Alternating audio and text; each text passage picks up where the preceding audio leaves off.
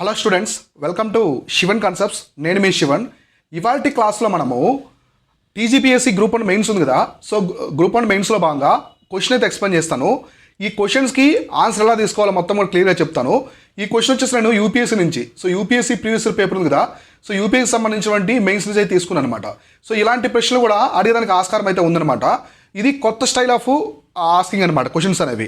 అంటే ఇవి కంపేర్ చేయమంటారు, కాంట్రాస్ట్ చేయమంటారు. ఇక్కడ నేను ఇంగ్లీష్ మీడియంలో తీసుకున్నాను మ్యాటర్ అంతా కూడా. మీకు తెలుగు మీడియం వాళ్ళకు కూడా అర్థమయ్యే విధంగా నీట్గా ఎక్స్ప్లెయిన్ చేస్తాను. ఇక్కడ ఈ క్వశ్చన్స్ చూడండి. ఇలాంటి క్వశ్చన్స్ ఒక 10 మోడల్స్ అనేవి మీకు తెలిసాయంటే ఖచ్చితంగా మీరు రేపు మంచి ఆన్సర్ రాయడానికి పాసిబుల్ అయితే ఉంటుందన్నమాట. సో మన మిషన్ కోహినూర్లో ఇట్లాంటివి ఎక్స్ప్లెయిన్ చేస్తూ ఉంటాను అనమాట. So different types of questions తీసుకుని వాటికి ఎలా ఆన్సర్ రాయాలి, ఎటువంటి ఎగ్జాంపుల్స్ ఇవ్వాలి, జనరల్గా రాస్తే ఎలా మార్క్స్ పడతాయి, కొంచెం ఎక్స్ట్రాగా రాయాలంటే ఎటువంటి థింగ్స్ యాడ్ చేయాలి, ఇవన్నీ కూడా చెప్తూ ఉంటాను. సో ఇప్పుడు వచ్చేసి మనము ఇక్కడ దీని గురించి క్వశ్చన్ గురించి చూద్దాము. ఇక్కడ ప్రశ్న ఏం అడిగారు. సో ఫస్ట్ ప్రశ్న వచ్చేసి compare. So compare and contrast the British and Indian approaches to parliamentary sovereignty. So మామూలుగా పార్లమెంటరీ సావర్నిటీ కదా, మనకి పార్లమెంటరీకి సంబంధించి సార్వభౌమాధికారాలు, వాటికి సంబంధించి బ్రిటిష్ యొక్క అప్రోచ్ ఎలా ఉంటుంది, ఇండియా యొక్క అప్రోచ్ ఎలా ఉంటుందో కంపేర్ చేయమన్నారు. రెండుని పోల్చమన్నారు.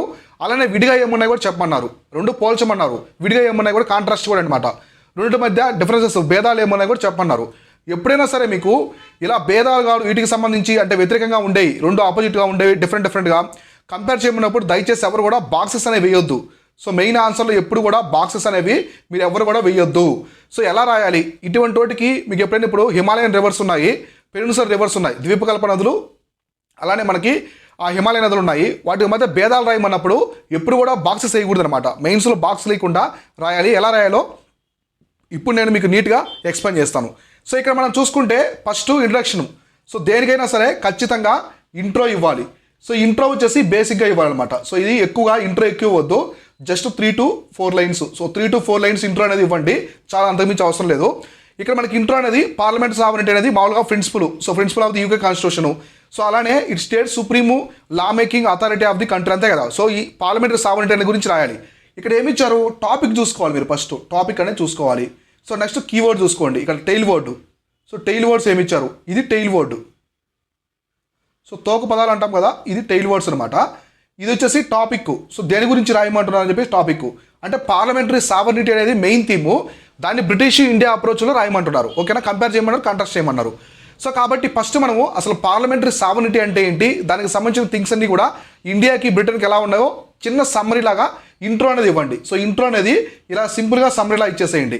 ఇక్కడ ఏమి ఇచ్చారు, యూకే కాన్స్టిట్యూషన్కి పార్లమెంటరీ సావర్నిటీ అనేది ప్రిన్సిపల్, అలానే లా మేకింగ్ అథారిటీ కూడా కంట్రీలో మేజర్గా ఇదే ఉంటుంది. తర్వాత ఇక్కడ మనం చూసుకుంటే అదర్ ఇన్స్టిట్యూషన్స్లో కూడా ఎక్కువ ఇంటర్ఫీర్ లేకుండా ఇది లానే చేస్తారు. ఇండియా అలాగే బ్రిటన్లో పార్లమెంటరీ ఫార్మ్ ఆఫ్ డెమోక్రసీని ఫాలో అవుతారు. కాకపోతే కొన్ని అప్రోచ్లో డిఫరెన్స్ ఉంటుందని చెప్పేసి సింపుల్గా సమ్మరీ ఇచ్చేయండి. ఏది ఇంట్రడక్షన్. సో ఇంట్రడక్షన్ కంపల్సరీ ఇవ్వాలి, ప్రతి ఒక్కరు కూడా ఇంట్రడక్షన్ అనేది ఇవ్వాలన్నమాట. సో ఇప్పుడు మనం డైరెక్ట్గా వెళ్ళిపోదాం, ఆన్సర్లోకి అయితే వెళ్ళిపోదాము. ఇక్కడ మీరు గమనిస్తే క్వశ్చన్లో ఏమడిగాడు. సో ఇక్కడ British India approaches to the parliament sovereignty అన్నాడు. ఖచ్చితంగా మీరు బాడీలో ఇదైతే సబ్మిటింగ్ పెట్టండి. సో ఇట్లాంటి సబ్మిటింగ్ పెట్టడం వల్ల అర్థమవుతుంది, ఎగ్జామ్ మేరకు అర్థమవుతుంది అనమాట. సో ఇంట్రడక్షన్ ఇచ్చాడు, తర్వాత బాడీని స్టార్ట్ చేస్తున్నారని చెప్పేసి క్లియర్ కట్గా ఉంటుంది అనమాట. ప్రెజెంటేషన్ ఇట్లాంటి చిన్న చిన్న టిప్స్ అనమాట.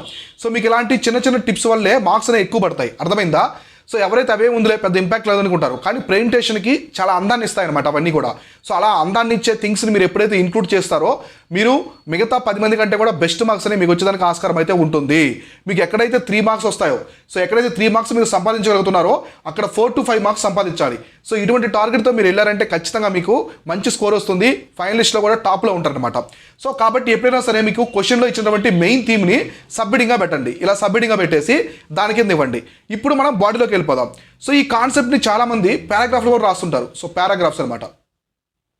సో పారాగ్రాఫ్స్ రాస్తారు, బుల్లెట్ పాయింట్స్ కూడా రాస్తారు. చాలామంది డైరెక్ట్ బుల్లెట్ పాయింట్స్ కూడా రాస్తారు. కానీ ఇటువంటి అప్రోచ్ని మీరు ఇక్కడ అప్రోచ్ చేయమన్నారు, డిఫరెన్సెస్ రాయమన్నారు. సో కాబట్టి మీరు దాన్ని డివైడ్గా చేసుకోండి, పార్ట్స్గా డివైడ్ చేసుకోండి. అంటే మనకి కాన్స్టిట్యూషనల్ ఫ్రేమ్వర్క్కి యూకేకి ఇండియాకి అప్రోచ్ ఎలా ఉంటుంది, అమెండ్మెంట్ ప్రాసెస్కి ఎలా ఉంటుంది, సపరేషన్ ఆఫ్ పవర్స్కి ఎలా ఉంటుంది, జ్యుడిషియల్ రివ్యూ ఎలా ఉంటుంది, తర్వాత మనకి కాన్స్టిట్యూషనల్ అమెండ్మెంట్ ఎలా ఉంటుంది, ఇట్లా ఒక 5 సబ్మిటింగ్స్ పెట్టి బ్రిటన్కి ఎలా ఉంటుంది, ఇండియాకి ఎలా ఉంటుంది రాస్తారంటే మాత్రం it's a wonderful answer. So ఇంతకంటే బెస్ట్ ప్రెజెంటేషన్ ఇంకేం ఉండదు, అర్థమైందా. రేపు మీకు హిమాలయన్ రివర్స్కి పెనిన్సులర్ రివర్స్కి మీద డిఫరెన్స్ అడిగినా కూడా మీరు రాయొచ్చు అనమాట. అక్కడ రెయిన్ ఫెడ్ రివర్సా లేకుంటే యాన్సిడెంట్ రివర్సా, తర్వాత మనకి యూషెఫ్ వ్యాలీస్ వాటర్ ఫాల్స్ ఎక్కడెక్కడ ఉన్నాయి, అట్లాంటి కొన్ని సబ్మిటింగ్స్ పెట్టి కోట్ చేయొచ్చు అనమాట ఎప్పుడైనా సరే. అంటే ఈ టైప్ ఆఫ్ క్వశ్చన్ అడిగినప్పుడు కంపేరు, కాంట్రాస్ట్, డిఫరెన్సెస్ అడిగినప్పుడు ఇలా రాయొచ్చు అనమాట. సో కాబట్టి ఇక్కడ మనం ఇదైతే సబ్మిటింగ్ తీసుకున్నాము, బ్రిటిష్ ఇండియా అప్రోచ్ సబ్మిటింగ్ పెట్టుకున్నాం పార్లమెంట్ సెవెన్కి. సింపుల్గా ఫస్ట్ అక్కడ ఏమడిగారు, బ్రిటిష్ యొక్క అప్రోచ్. సో బ్రిటిష్ యొక్క అప్రోచ్, ఇండియా యొక్క అప్రోచ్ అడిగారు కదా, రెండింటికి కంపేర్ చేస్తూ రాయమన్నారు. ఇక్కడ మీరు ఏం చేస్తున్నారంటే ఫస్ట్ కాన్స్టిట్యూషనల్ ఫ్రేమ్వర్క్ అని సబ్మిటింగ్ పెట్టుకున్నారు. ఇక్కడ ఒక పాయింట్ వచ్చేసి యూకేకి సంబంధించి రాయండి, ఇంకోటి వచ్చేసి ఇండియాకి సంబంధించి రాయండి. ఇక్కడ చూడండి, ఇక్కడ ఏం చేశారంటే the UK possesses the uncodified unwritten constitution. So వాళ్ళది వచ్చేసి అన్రిటన్ కాన్స్టిట్యూషన్, కానీ ఇండియాది వచ్చేసి ఏంటి, కంప్లీట్గా మంది రిటర్న్ కాన్స్టిట్యూషన్ అనమాట. తర్వాత it is shaped by various sources, conventions, statutes, historical documents, judicial precedents ఇవన్నీ ఉంటాయి. Magna Carta of the 1215 laid foundation principles. అంటే ఇది కాన్స్టిట్యూషన్ ఫ్రేమ్వర్క్ అనేది ఎలా వచ్చిందంటే కొన్ని స్టాట్యూస్, కొన్ని కన్వెన్షన్స్ కావచ్చు, హిస్టారికల్ డాక్యుమెంట్స్, జ్యుడిషియల్ ప్రెసిడెంట్స్ అవన్నీ కూడా ఒక మ్యాగ్నా కార్టాలా తీసుకొచ్చి 1215లో రాజ్యాంగాన్ని ఏర్పరచుకున్నారనమాట. సో అర్థమైంది, అలా ఉంది. అదే మనం ఇండియాలో చూసుకుంటే, సో ఇండియాలో అంటే దానికి డిఫరెన్స్గా కాంట్రాస్ట్లో ఇండియాలో చూసుకుంటే ఇక్కడ మనం ఏం చేస్తామంటే రిటర్న్ కాన్స్టిట్యూషన్ మంది కూడా, కాకపోతే సింగిల్ డాక్యుమెంట్ మనది, కంప్లీట్గా సింగిల్ డాక్యుమెంట్ ఉంటుంది రిటర్న్ కాన్స్టిట్యూషన్. మనకి ఆర్టికల్ 21 చూసుకోండి, right to life, personal liberty ఉంటుంది. ఆర్టికల్ 19లో ఫ్రీడమ్ ఆఫ్ స్పీచ్ ఉంటుంది, explicitly define fundamental rights principles. ఇదే రాయాలని అవసరం లేదు, మీరు ఇంకొక ఆర్టికల్స్ కూడా తీసుకొని మెన్షన్ చేయొచ్చు అనమాట. ఖచ్చితంగా మీరు ఎప్పుడైనా సరే పాలిటీ సబ్జెక్ట్స్ అంటే, సో పాలిటీ రాస్తున్నారంటే ఖచ్చితంగా ఆర్టికల్స్ కావచ్చు, అమెండ్మెంట్స్ కావచ్చు, కమిటీసు, కమిషన్స్, ఇయర్స్ ఇట్లాంటివి బాగా మెన్షన్ చేయాలన్నమాట. అంటే మీరు ఆ సబ్జెక్ట్ వ్యూలో రాయాలి, ఆ సబ్జెక్ట్ యొక్క థీమ్ని మీరు ఎగ్జామినర్కి చూపించగలరన్నమాట. అప్పుడే మీకు మంచి మార్క్స్ అనేవి పడతాయి. సో ఇలా అనమాట. సో కాన్స్టిట్యూషన్ ఫ్రేమ్వర్క్ గురించి యూకేకి సంబంధించి రాశారు, ఇండియాకి సంబంధించి రాశారు, రెండు మధ్య డిఫరెన్సెస్ కూడా రాశారు. ఇప్పుడు amendment process. So next amendment process తీసుకున్నారు.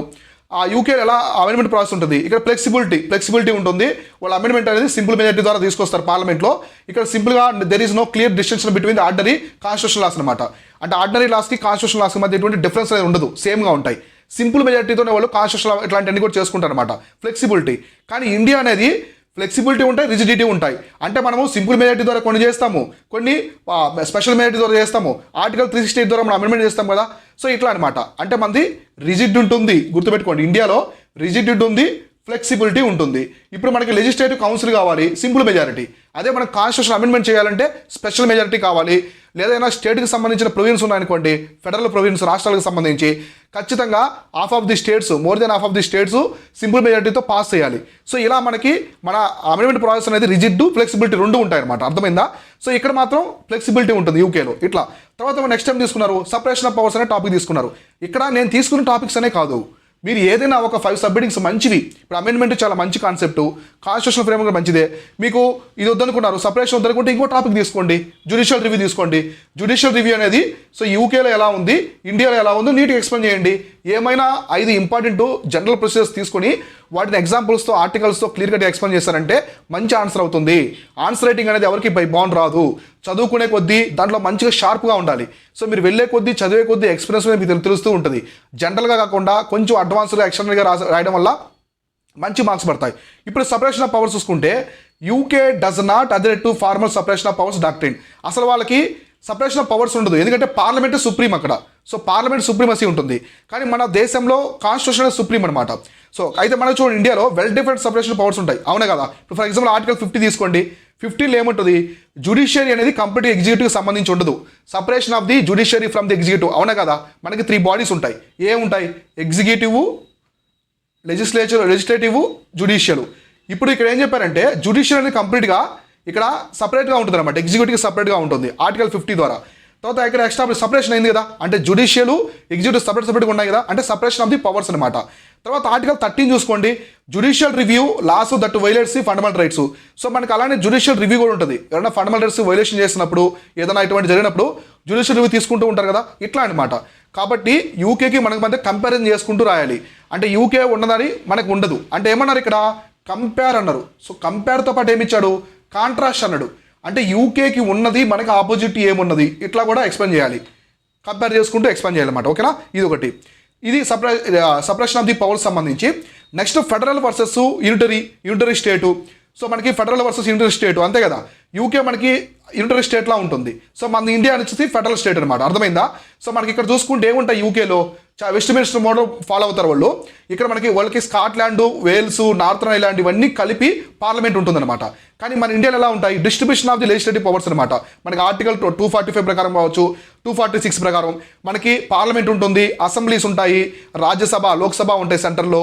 ఆ స్టేట్లో మనకి అసెంబ్లీస్ ఉంటాయి, కొన్ని రాష్ట్రాలకి లెజిస్లేటివ్ కౌన్సిల్స్ కూడా ఉంటాయి అనమాట. అర్థమైందా? సో కాబట్టి ఇలా మనకి డివైడ్గా ఉంటుంది. అంటే మన దేశం అనేది, ఇండియా అనేది ఫెడరల్ స్టేట్ అనమాట. మనం కెనడా మోడల్ ఫాలో అవుతాం. సో కెనడా యొక్క ఫెడరల్ స్ట్రక్చర్ని మనం ఫాలో అవుతాం. వీళ్ళు యూకే మాత్రం యూటరీగా ఉంటుందన్నమాట. ఓకేనా? నెక్స్ట్ ఇంకో కాన్సెప్ట్ తీసుకోండి, ఇంకో సబ్హెడింగ్. ఈసారి basic structure of the doctor అనేది తీసుకున్నారు. సో యూకేకి ఎలా ఉంటుంది? సో ఇక్కడ వచ్చేసి ల్యాక్స్ అనమాట. వాళ్ళకి బేసిక్ స్ట్రక్చర్ ఆఫ్ కాన్సెప్ట్ అనేది ఇంతగా ఉండదు, సో మనంతగా ఉండదు. కానీ ఇక్కడ మాత్రం మన ఇండియాకి మాత్రం బేసిక్ స్ట్రక్చర్ అనేది ఖచ్చితంగా ఉంటుంది. దీని ఎటువంటిది మనకి కేశవానంద భారతి కేసు ఉంది. కేశవానంద భారతి కేసు 1973 ఉంది కదా. సో దీని ప్రకారము మనకి basic structure of the constitution ఉంటుంది. దాన్ని ఎవరు కూడా టచ్ చేయకూడదు అనమాట. టచ్ చేయకూడదు అని చెప్పి సుప్రీంకోర్టు జడ్జిమెంట్ ఉందన్నమాట. సో ఇలా మీరు సబ్మిటింగ్స్ పెట్టి నీట్గా ఇచ్చారనుకోండి, ఫైనల్గా వండర్ఫుల్గా ఉంటుంది, అంతే కదా. సో నీట్గా ఉంటుంది. తర్వాత ఫైనల్గా వచ్చేసి మీరు ఏమిస్తారు? కన్క్లూజన్ అంటే ముగింపు అనమాట. సో కన్క్లూజన్ అనేది క్లియర్ కట్గా ఇస్తారు. సో కన్క్లూజన్ అంటే ఏంటి? సమ్మరీ ఆఫ్ ది బాడీ అనమాట. Summary of the body. So మీరు బాడీలో ఏం రాశారో దాని అంతా సమ్మరీ ప్రిసైజ్ లాగా ఇచ్చేస్తారు. ఇక్కడ ఏం చెప్పారు?